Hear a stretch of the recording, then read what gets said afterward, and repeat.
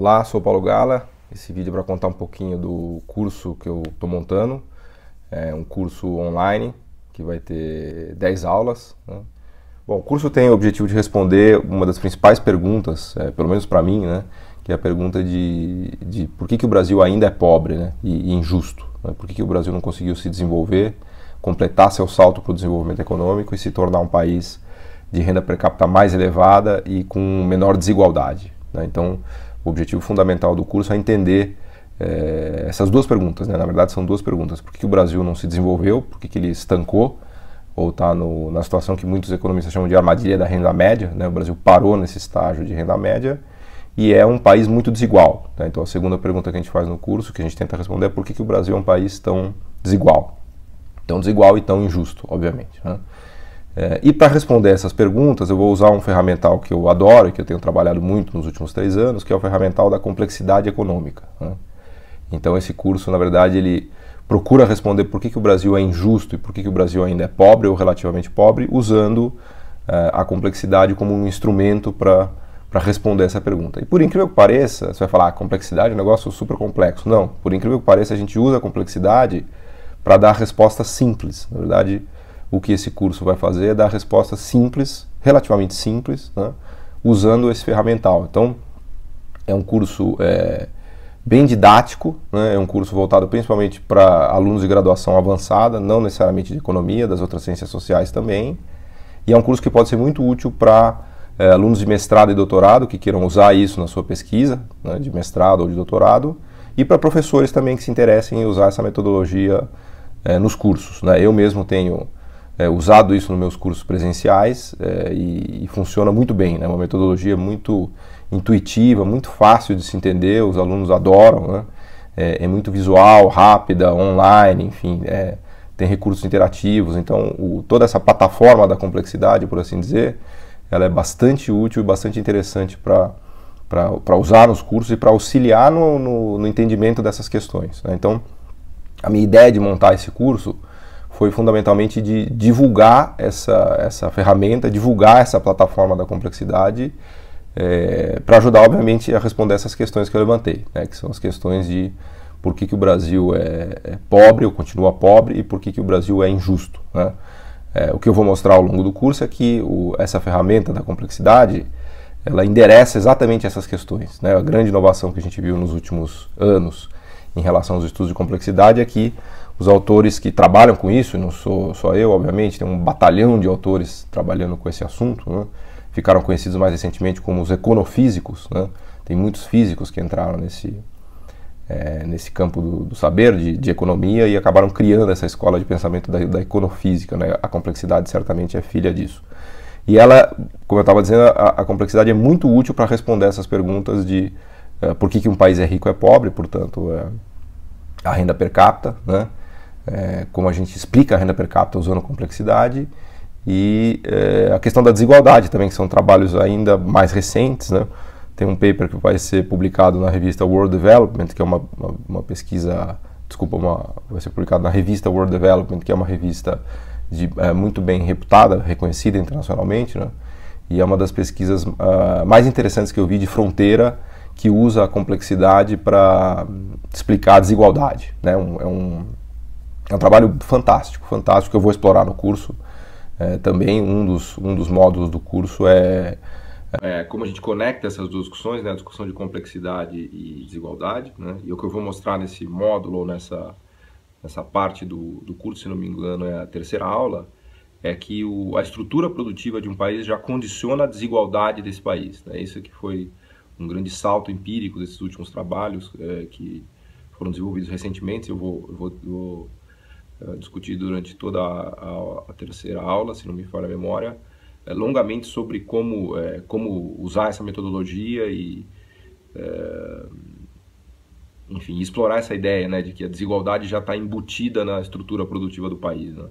O que os autores que trabalharam nessa linha conseguiram mostrar é que os países mais ricos, especialmente da Europa, né, e os nórdicos, que têm um nível de desigualdade muito baixo, tem uma estrutura produtiva muito diversificada e muito complexa. Ou seja, é a estrutura produtiva desses países que ajuda a explicar a baixa desigualdade, né? E o que eles mostram também é que os países mais pobres, e especialmente os que se especializaram em produzir commodities, como minério de ferro, petróleo, e o grande destaque são os países africanos, obviamente, o Brasil também acaba se encaixando nisso, são os países mais desiguais, né? Eles mostram que uma estrutura produtiva muito focada em commodities, muito especializada em produzir commodities, produz desigualdade, né? São resultados empíricos muito interessantes, então eu vou explorar isso na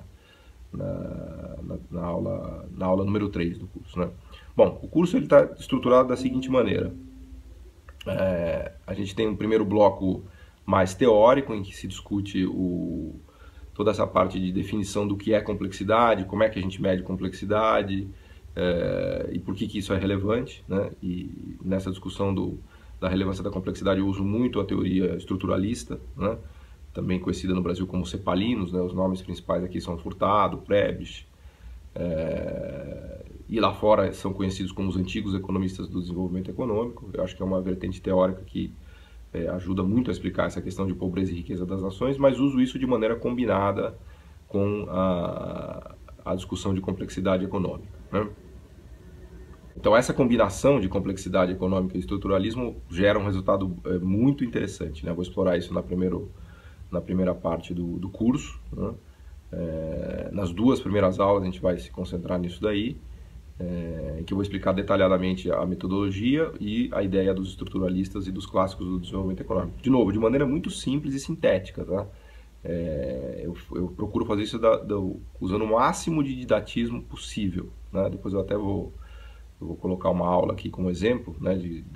Provavelmente a aula de como a gente explica a complexidade em detalhes, né? Mas para se ver que realmente a ideia de traduzir isso de maneira simples, né? Sem excesso de economês, nada disso. Muito fundamentado tecnicamente, empiricamente e teoricamente, mas de maneira simples, tá? Então nesse primeiro bloco do curso eu trato disso, da definição desses conceitos chaves, por assim dizer, que a gente vai usar, né? Das ideias estruturalistas e da complexidade, usando muito, obviamente, do livro recente que eu escrevi sobre o tema, né? Eu uso muito dos temas que estão lá no livro, né? Então, nesse primeiro bloco, que são as 3 primeiras aulas, eu trato disso, né? Definir o estruturalismo, definir complexidade e definir e mostrar como a gente usa essas duas coisas combinadas e como é que a gente estuda a desigualdade econômica que está por trás da injustiça social, da ótica do economista, né? Como é que a gente estuda a desigualdade econômica usando essas ferramentas, tá? Esse é o primeiro bloco do curso, né? O próximo bloco trata de experiências históricas e empíricas, né? Daí eu vou analisar em algumas aulas os casos de sucesso e os casos de fracasso, né? Então eu vou falar um pouco da história do sucesso da Europa e dos Estados Unidos, né? Aí eu uso bastante história econômica mesmo, né? Mas sempre tendo em vista essa perspectiva da complexidade, né? Isso aqui não é um curso de história econômica, nem um curso de desenvolvimento econômico detalhado de cada país, né? A ideia do curso é entender a história desses países à luz da complexidade econômica, ou seja, usar o ferramental de complexidade para entender melhor por que esses países ficaram ricos e como eles ficaram ricos, né? Estudo também bastante e mostro, né, no bloco do curso a experiência asiática, né?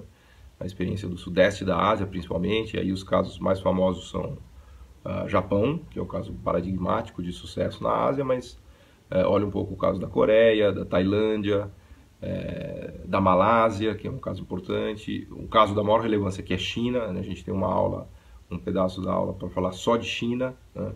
China é um exemplo muito interessante, um caso que eu estudei bastante nos últimos anos e, de novo, à luz dessa discussão de complexidade, né?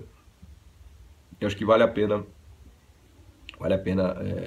gastar um tempo para estudar a China e entender o que aconteceu na China dessa ótica, né? E os pequenininhos ali também, Hong Kong e Singapura, né? Na verdade, para quem estuda o sucesso da Ásia, né, a gente tem as chamadas ondas, né? Então a primeira onda de sucesso e de desenvolvimento foi o Japão, a segunda onda,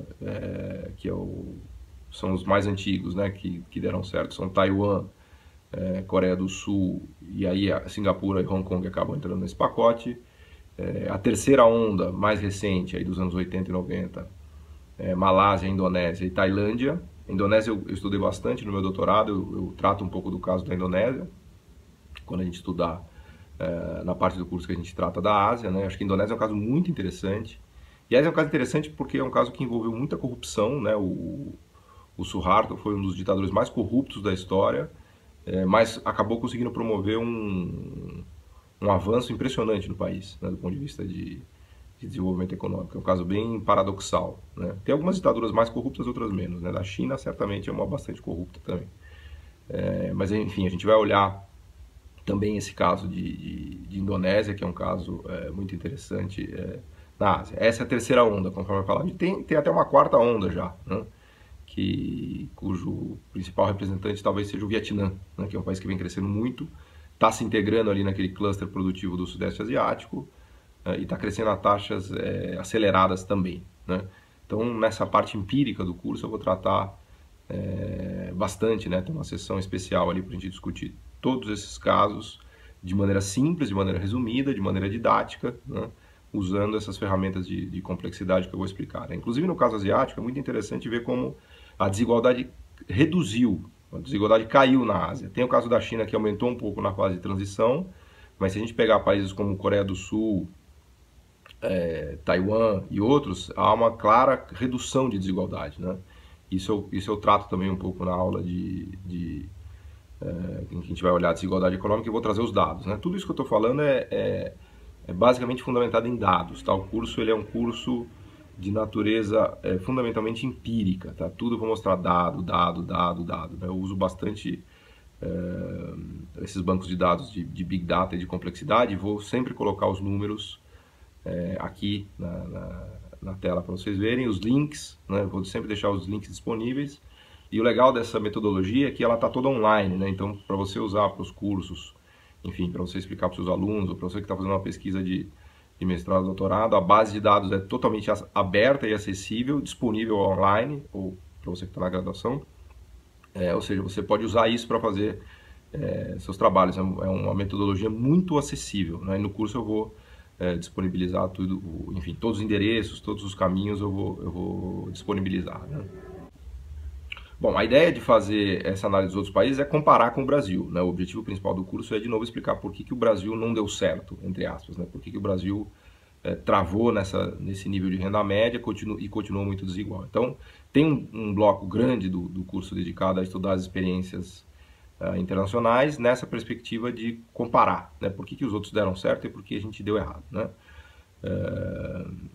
Então, o outro bloco, que eu diria que é o principal bloco do curso, é o de Brasil mesmo, né? A gente vai estudar Brasil, a história do desenvolvimento econômico brasileiro, de maneira sintética, de maneira resumida. Isso não é um curso longo de desenvolvimento econômico brasileiro, isso é um curso enxuto, simples e curto, mas usando essas ideias de complexidade, né? Então, eu separei alguns períodos da história brasileira que acho que são da maior relevância, começando pelo mais controverso, que é o período recente, né? Então, eu faço uma leitura da história brasileira usando esses indicadores de complexidade, começando na era Lula. Então a gente divide ali, tem quatro aulas, desculpa, tem uma aula, em geral eu divido uma aula de 2 horas em 4 blocos de 30 minutos, né? Em geral são 4 vídeos de 30 minutos, né? Então na parte de história brasileira eu vou tratar da era Lula em 4 vídeos, ou 4 blocos, e eu gosto de dividir essa discussão no governo Lula da primeira fase, da segunda fase, no governo Dilma, e na crise do governo Dilma, né? Então,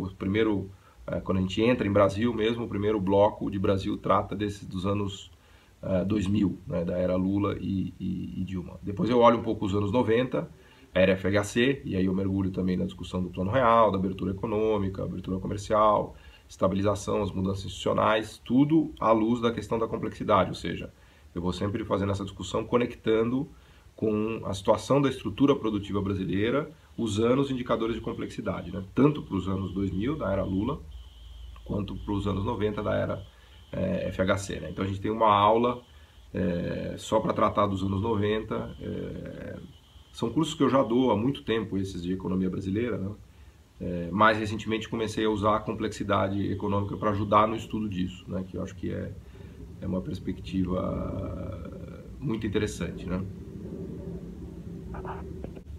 Bom, os anos 80 também a gente olha, né? Esse é um bloco importante, né? Do que aconteceu ali na saga de planos de estabilização, na crise da dívida. Os anos 80 foram anos caóticos para a economia brasileira, né? também olha um pouco disso. E o passado mais longínquo, né, por assim dizer. Então tem um bloco para a gente estudar um pouquinho do milagre econômico, um pouquinho do segundo PND, um pouquinho da era Getúlio, JK, de maneira, de novo, sintética, resumida, simples, e usando essas ideias de complexidade. Então, na verdade, é uma espécie de revisita à história brasileira, a história da economia brasileira, né, a história recente do século XX, que eu faço no curso usando esses indicadores e sempre com essa questão em mente da desigualdade e da pobreza relativa, né, de por que a gente não conseguiu completar esse salto de enriquecimento e de aumento de renda per capita, né? Então, esse é o bloco de Brasil, né? No bloco de Brasil a gente vai tratar dos anos 2000, dos anos 90 e 80, da década de 60 e um pouco da era JK e do Getúlio, dividido em 3 aulas também, se não me falha a memória, né? E por fim, o último bloco do curso, que é muito importante, é o bloco que trata de como construir complexidade, né? Ou seja, que políticas públicas devem ser utilizadas, ou que políticas públicas funcionaram, que políticas públicas que deram errado ao longo do tempo, tanto nos países asiáticos, europeus e nos Estados Unidos, né? Que políticas que deram certo e que políticas que deram errado. Então eu estudo nesse último bloco do curso essas políticas, né? As que deram certo, as que deram errado, e trato, enfim, um pouco desse tema de maneira mais estruturada, né? Claro que ao longo do curso eu vou sempre estar falando disso, como foi a política industrial, como foi a política cambial, como foi a política monetária, como é que estava o mix de política macro, como é que estava a política de inovação, enfim, tudo isso desde a primeira aula, né? Desde a apresentação formal da complexidade, e das metodologias, a todo tempo eu vou estar falando disso. Não dá para explicar a história, por exemplo, dos asiáticos sem falar da política industrial asiática, da política cambial asiática, né? Isso vai estar presente em todas as aulas, mas no último bloco do curso eu vou estruturar a discussão e vou dividir em alguns blocos mais claros, né, para a gente discutir, por exemplo, a política industrial, né? E aí eu trago umas discussões recentes do Rodrik, que eu gosto muito, acho que o Danny Rodrik é um economista que está realmente na ponta, né, na fronteira da discussão disso daí. Não é a velha política industrial, a política industrial protecionista, especialmente a latino-americana, que eu diria que, grosso modo, não deu muito certo, né? É muito mais uma política industrial à la Ásia que deu certo, né? Aliás, nessa aula a gente vai discutir por que tem política industrial que funciona e por que tem política industrial que dá errado, né? E também vou argumentar que essa ideia de que era um pouco famosa nos anos 90, né, que a melhor política industrial é a não existência de política industrial, ao meu ver, é um equívoco, né? Ninguém praticou isso na história nunca, né? E eu trato um pouco dos casos históricos lá no final do livro, até mesmo de Inglaterra, Estados Unidos, né? A gente pega o Hamilton, que é o grande gestor de política industrial dos Estados Unidos, foi o Alexander Hamilton, né, que é um dos Founding Fathers, né? E por aí vai, se pegar no caso da Alemanha também, no caso japonês, então nem se fala, né? Aquela discussão do Mead, do livro do Johnson, que é um clássico, enfim, tudo isso eu vou falar ao longo dessas discussões de política industrial. Mas eu estou preocupado em trazer a discussão mais recente de política industrial, né? Eu uso muito um paper do Rodrik, que é o Política Industrial para o século XXI, né? Como é que a gente pensa a política industrial hoje, depois de tudo que aconteceu, né? De bom e de ruim, né? Volto a frisar, de maneira simples, tá? De maneira simples e didática, não tem nada de alta modelagem, complicado, nada disso. As ideias têm um fundamento teórico muito forte, mas eu vou transmitir de maneira simples e de maneira didática, tá? A ideia aqui é o contrário da academia econômica atual, tá? A academia econômica atual faz um negócio super complexo, matematizado, hermético, impenetrável, que ninguém consegue entender. Quando você vai olhar as ideias que estão lá dentro, as ideias, em geral, obviamente que eu sou suspeito, mas em geral são ideias ruins. Elas são absurdamente formalizadas, matematizadas e herméticas, mas a ideia mesmo em si é ruim, né? Então o que eu quero mostrar nesse curso são as ideias, tá? Por isso que eu gosto de falar de maneira simples e clara, para tratar das ideias econômicas, tá? E eu acho que a forma importante para se fazer isso é de uma forma clara e didática. Não quer dizer que não tem uma fundamentação teórica forte, tá? Mas a ideia em si tem que estar muito clara e tem que ser transmitida de maneira didática, né? Então, nesse último bloco do curso, eu faço isso. Trato aí de política industrial, falo muito de educação, a questão da educação também é da maior relevância. E aí eu mostro os limites que a gente tem de políticas educacionais, né? Esse é um tema que vem também dessa análise de complexidade muito interessante, que o Hausmann, especialmente o Ricardo Hausmann e o César Hidalgo mostram, né? que a educação relevante é a educação produtiva, a educação que está contida no sistema produtivo, né? Então, de nada adianta você ter uma universidade forte, um sistema educacional forte, se o seu sistema produtivo for pobre. Ou seja, se as empresas que estão ali não têm conhecimento tecnológico, não dominam tecnologias e não demandam educação de qualidade. Então, nessa ótica, a estrutura produtiva é muito mais relevante, o conhecimento técnico contido na estrutura produtiva é muito mais relevante do que o conhecimento aprendido nas faculdades. Enfim, é óbvio que eu não sou contra a educação, muito pelo contrário. Aliás, eu fiz graduação, mestrado, doutorado, enfim, estou nessa praia há muito tempo, né? A minha vida é educação, né? Mas o que eu quero mostrar nessa parte de educação e desenvolvimento econômico é que essa conexão de educação produtiva é muito importante, tá? Então não basta você ter boas escolas, é muito mais do que isso. Você precisa ter boas empresas, né? No sentido de domínio tecnológico e de domínio de conhecimento. Um outro tema que eu trato também, que eu acho que é muito relevante, é a política macro, né? Eu sou macroeconomista de formação e de dia a dia, né? Minha prática de dia a dia como economista é principalmente de macroeconomista, né? Então eu falo bastante disso, especialmente da parte cambial, né? Eu estudei muito disso no meu doutorado, dos efeitos do câmbio no desenvolvimento econômico, do papel da política cambial no desenvolvimento econômico. Então tem uma parte especial lá, uma aula cujo título é, se não me engano, o preços macro e o efeito disso na trajetória de crescimento e na trajetória de desenvolvimento, né? Então tem uma sessão dedicada especialmente também para a discussão do mix de política macro, de política fiscal, de política monetária, de política cambial, e aí eu uso muito a discussão do novo desenvolvimentismo, né? Que eu vou falar em detalhes disso também nesse bloco do curso.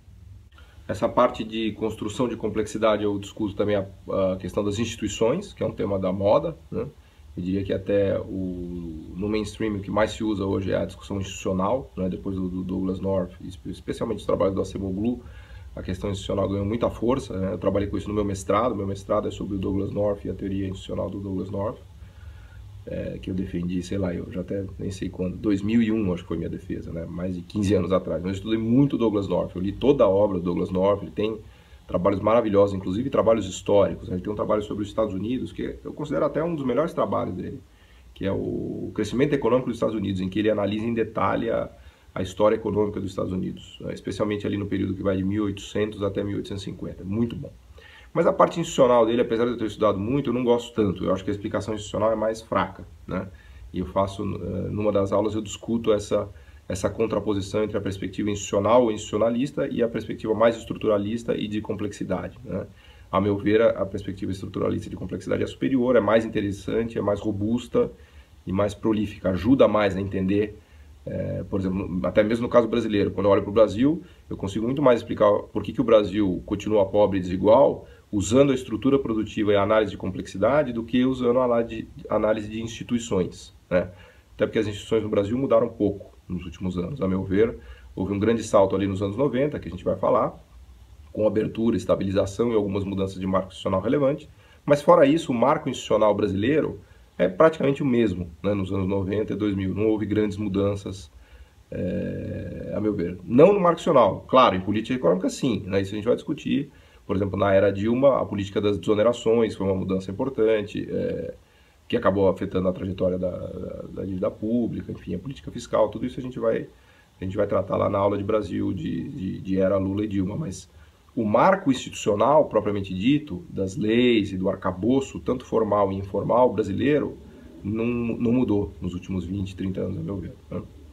Ou seja, o poder de explicação disso para mim é baixo, muito baixo, né?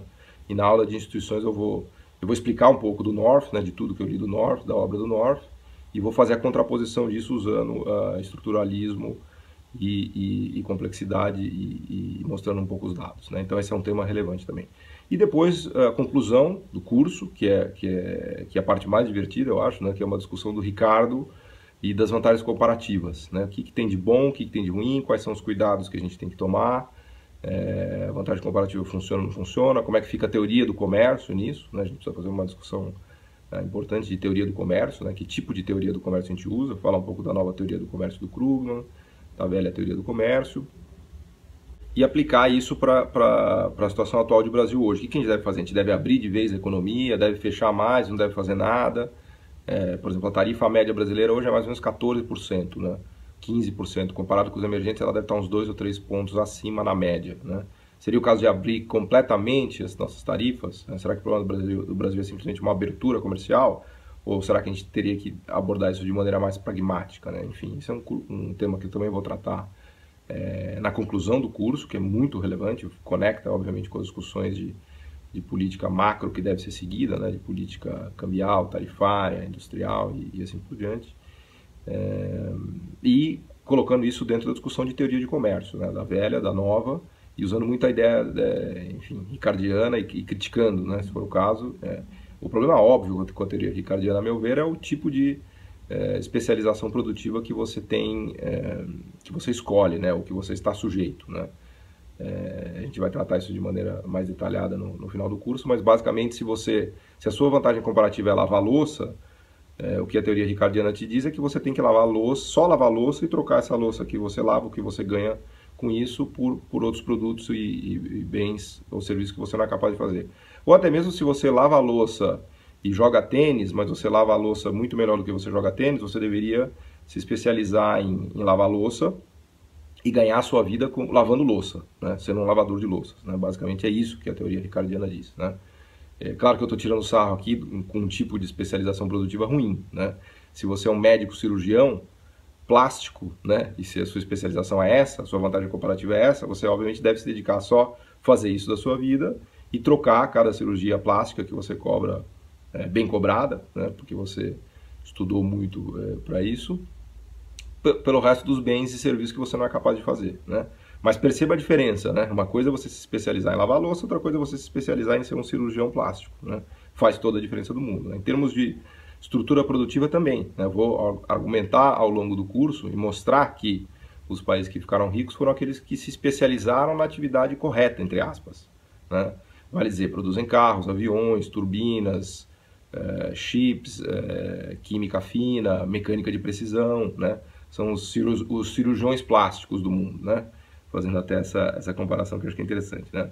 Os cirurgiões plásticos do mundo são ricos, né?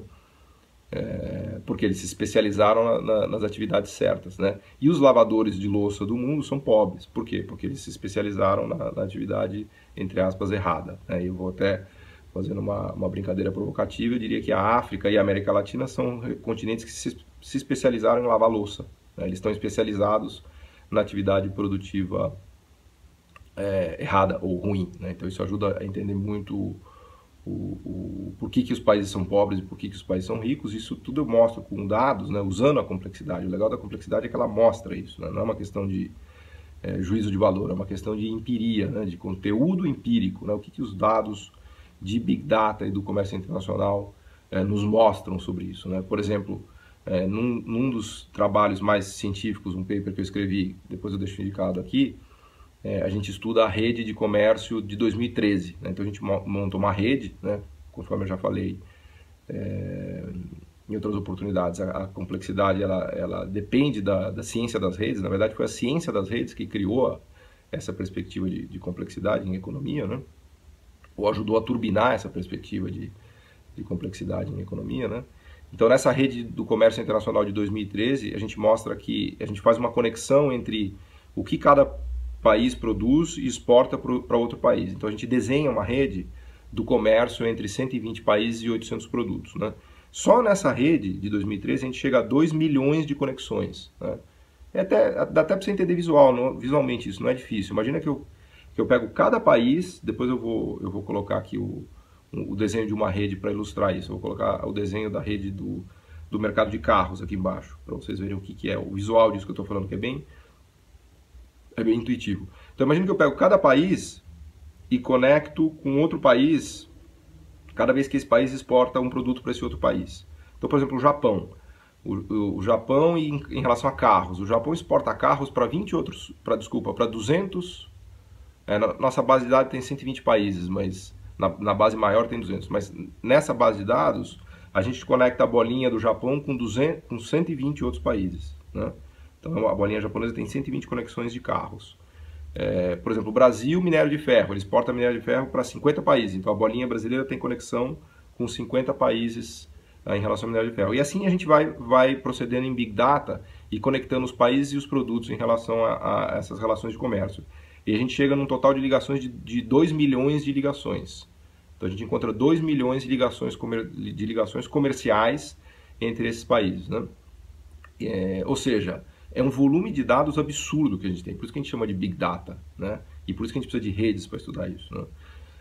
E esse é o espírito do curso. No curso inteiro eu vou mostrando como é que o Big Data e as redes e a complexidade vão nos ajudando a entender essa questão da pobreza e da riqueza do Brasil, e inclusive da desigualdade, porque eu vou mostrando como é que essas ferramentas empíricas muito novas, muito interessantes, ajudam a entender isso, né?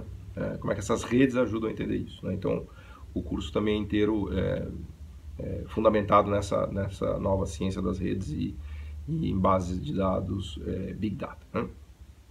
Bom, se você tem interesse em receber mais notícias do curso, coloca seu e-mail aqui, acho que no blog tem um lugar aqui, coloca seu e-mail lá que eu vou te mandar mais notícias sobre o curso, ou então pode me escrever, pode me mandar e-mail diretamente ou me escrever no Facebook, que eu vou te informar como é que o curso está caminhando, enfim, como é que ele vai proceder. Eu coloco também aqui embaixo no blog, eu coloquei a estrutura do curso com aula, com os sílabos, né, com os títulos das aulas. Em geral são aulas de 2 horas em 4 vídeos de 30 minutos, que vai estar numa plataforma online, ou seja, você pode assistir da maneira que você quiser, quando você quiser, se quiser assistir de manhã, à noite, de madrugada, no iPhone, no iPad, no computador, enfim, da maneira que você quiser, né? É uma plataforma super intuitiva e simples, né, e fácil de manejar. O curso inteiro vai estar nessa plataforma e a estrutura do curso é essa daqui, né? Então, se você gostou e tem interesse, me escreve, me manda e-mail, me escreve no Facebook, eu ponho seu e-mail aqui que no futuro eu vou te contar mais sobre esse curso. Obrigado.